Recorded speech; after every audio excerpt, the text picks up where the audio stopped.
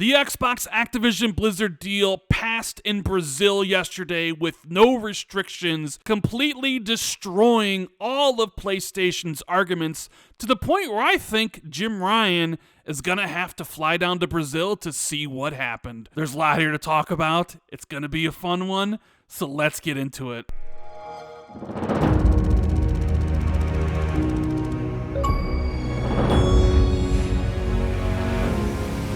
What is going on, everyone? This is Randall Thor 19, the man with the million, back again with another video. I hope you all are having a great day. You guys can do me a huge favor. Make sure you hit that like button, subscribe if you're new, check out the Patreon, and share this video out. It's gonna be a very spicy one. And I think you know what the topic is. You see the thumbnail with the startled Jim Ryan and all the faces of the laughing Phil Spencer. You see PlayStation shut down and may have even used the word destroyed in the title, which I think is pretty appropriate, even though it might be a tad bit clickbaity, because we are going to be talking about Brazil, the country that just approved the Xbox Activision deal with absolutely no restrictions whatsoever. And it was Brazil where we first got a hint that Jim Ryan and PlayStation were working the phone lines behind the scenes before we got the information that flying Jim Ryan was racking up all those frequent flyer miles as he was flying to Brussels, US, and wherever else he needed to go to protect Sony's bottom line and their interest into blocking the deal, to make sure that Call of Duty was not owned by Microsoft and Xbox, to make sure that PlayStation was always going to be number one. They don't want a more competitive Microsoft.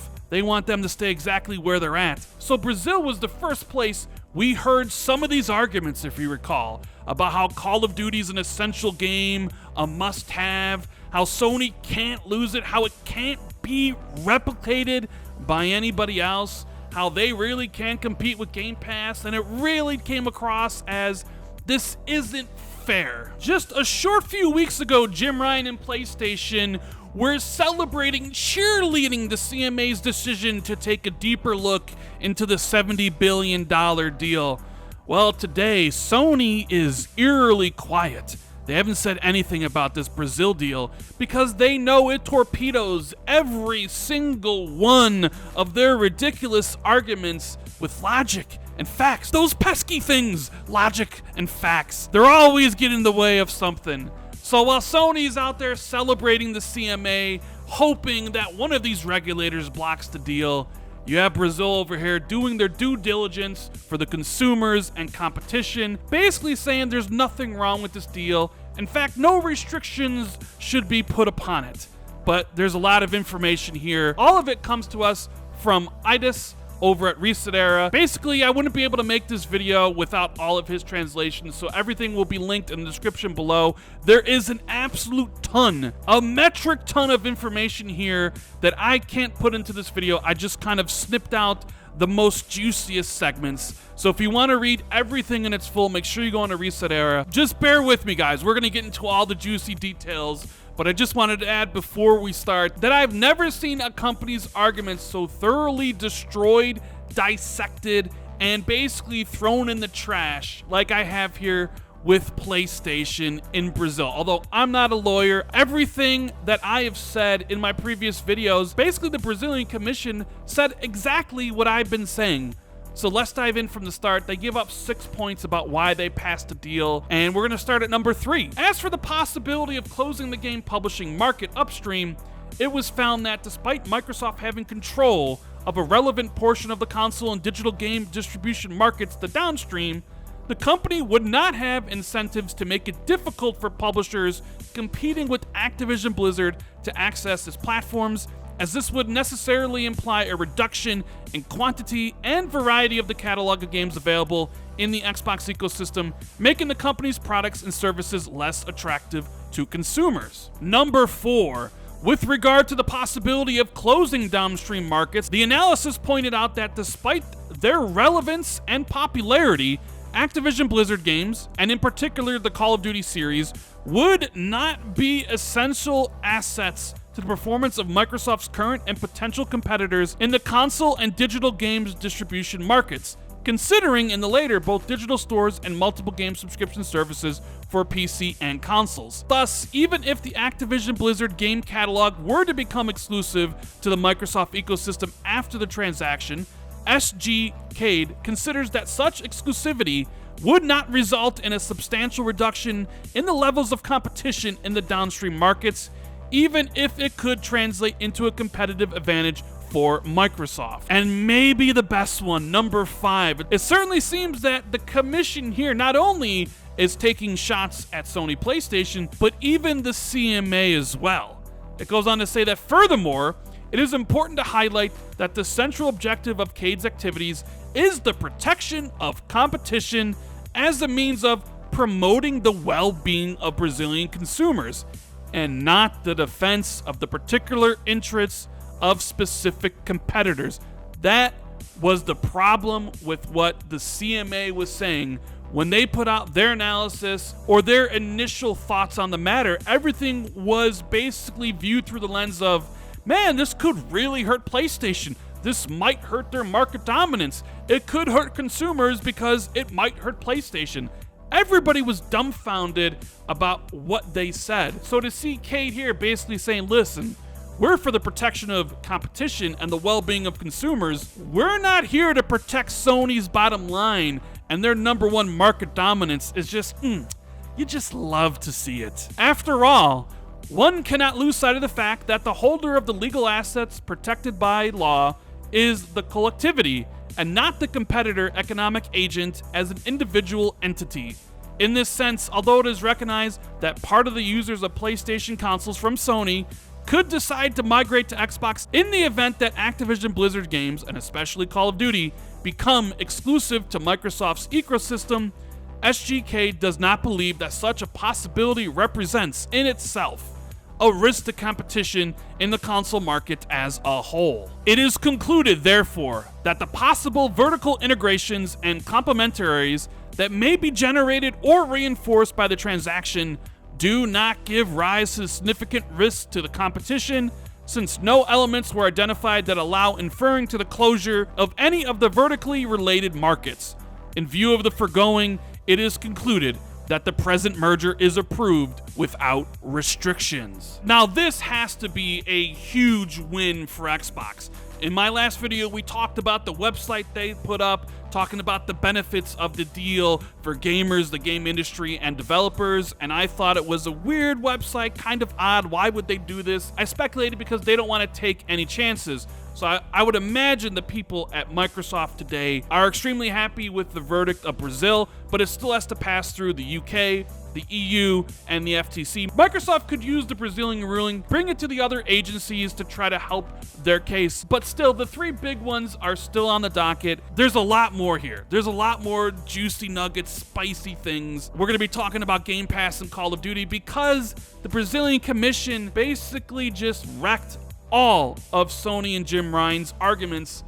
And we're going to talk about Game Pass because that's one of the things that Jim Ryan, we know, is concerned about. They can't put their games day one in the subscription service because they just don't have the capital to burn like Microsoft does. Or at least that's some of the argument Jim was making, that if you allow them to have control of Call of Duty and put them in Game Pass, that they just wouldn't be able to compete. So the findings go on to say, the latest Activision Blizzard games are currently not available on any multi-game subscription or cloud gaming subscription services.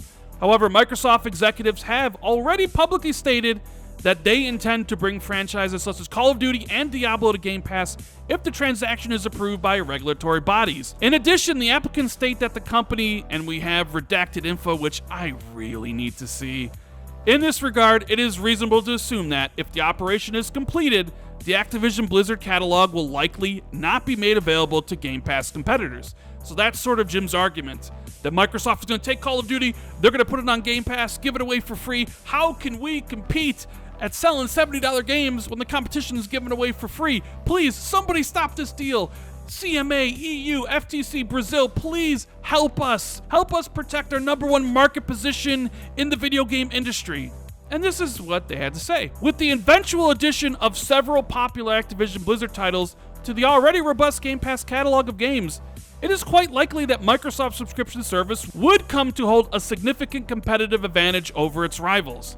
It must be asked, however, whether such an advantage would be sufficient to, by itself, promote a substantial reduction in competition in the segment to the point of justifying an intervention by the antitrust authority. So Jim said, "Please save us! Save PlayStation!" And the Brazilian Commission looked down and said, "No." I mean, essentially they're saying no. But even here, they're like, yeah, it might be a competitive advantage, but do you really need a government to come in and actually block this or intervene in any way? Just compete, Jim Ryan. Just compete. But in reality, Sony's whole argument was revolved around Call of Duty, calling it a franchise unto itself. Nothing could compete. You remember all the adjectives that Sony lavished onto that game. Well, here's what the Brazilian Commission had to say about that. It is also necessary to consider that, as Call of Duty is an essential game as defended by Sony, then the Nintendo Switch would probably not be able to compete effectively in the market since no title in the franchise was released for the platform until the moment. What can be observed, however, is that the Nintendo console has been showing a good sales performance since its launch in 2017, having even surpassed the numbers of the recently launched PlayStation 5 and the Series X and S in 2021 according to estimates. Furthermore, it is important to bear in mind that the game development and publishing market is quite dispersed and open to innovation, and that consumer taste and preferences can vary significantly over time. That said, a video game does not necessarily need to have a multi-million-dollar budget to obtain recognition and commercial success. As emblematic example of such a statement, it should be noted that the initial version of the Minecraft game, today, which it's redacted so we don't know, usually referred to as the best-selling game of all time, was created and published independently by a single developer. So Sony's huge complaints, them screaming and crying at the top of their lungs about how they need Call of Duty, they can't compete, it's essential, it's a must-have, nobody can make a game like that, we would be at such a disadvantage. They're basically saying here, listen, it doesn't matter. There's games that blow up from all different avenues and quarters of the industry. They don't need multi-million-dollar budgets like Call of Duty to become big.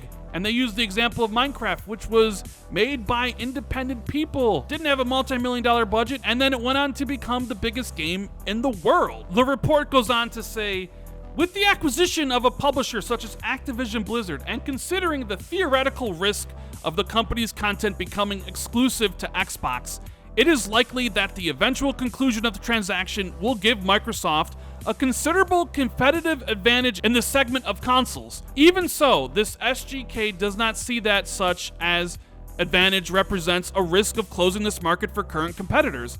As already seen, Nintendo does not currently rely on any content from Activision Blizzard to compete in the market. In turn, Sony has several predicates: strength of the world's leading brand for more than 20 years, extensive experience in the sector, largest user base, largest installed base of consoles, robust catalog of exclusive games partnerships with multiple publishers, third-party, brand-loyal consumers, etc., which should contribute to maintaining the competitiveness of PlayStation in a possible post-operation scenario, even in the face of possible loss of access to Activision Blizzard content. So in the hypothetical future with all Activision Blizzard games go exclusive, Nintendo's not going to be impacted at all. And they're sort of saying here to Sony, listen, you're number one, bro. You have the world's leading brand for basically the last 20 years. You have the experience, more so than Xbox. You have the biggest user base, the largest installed base of consoles. You have all those bangers that you're always bragging about. You have partnerships with multiple third-party publishers. I'm still waiting for Final Fantasy VII Remake to come to Xbox, and Forspoken, and Final Fantasy 16. We just got done waiting a year for Deathloop. We still have to wait for Ghostwire Tokyo. Street Fighter V was kept off the Xbox platform last generation. You have all these exclusive games, from God of War to Days Gone to Last of Us, all these great developers, the biggest console user base. You've been the worldwide leader basically almost every single generation. And it's almost like they're saying to Jim, stop your bitching and just do better and compete. This is gonna be good for consumers, and it's gonna push you to compete even harder. Why are you against this? Well, we know why he's against it. Because it affects their bottom line and they don't want it to deal with a more powerful Microsoft. But as the Brazilian Commission stated, they're not here to defend Sony. They're here to protect competition and consumer rights. And that's exactly what they say right here.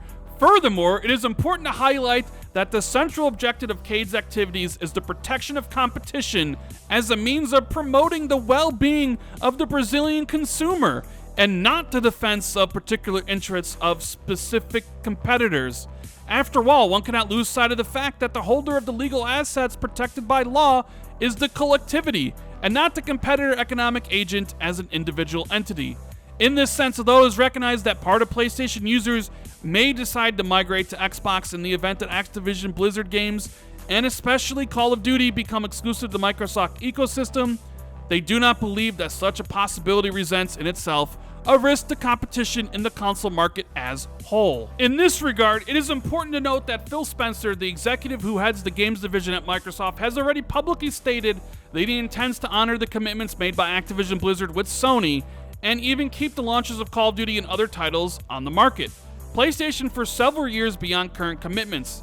And we have a whole bunch of redacted info, but despite the above, the fact is, if the transaction is concluded, the future of Activision Blizzard content on Sony consoles would be uncertain after the lapse of several years mentioned by the CEO of Microsoft Gaming. And even before the deadline, one cannot rule out the possibility of Microsoft changing the understanding expressed in the aforementioned public commitment, starting to adopt a different commercial strategy in relation to its biggest rival.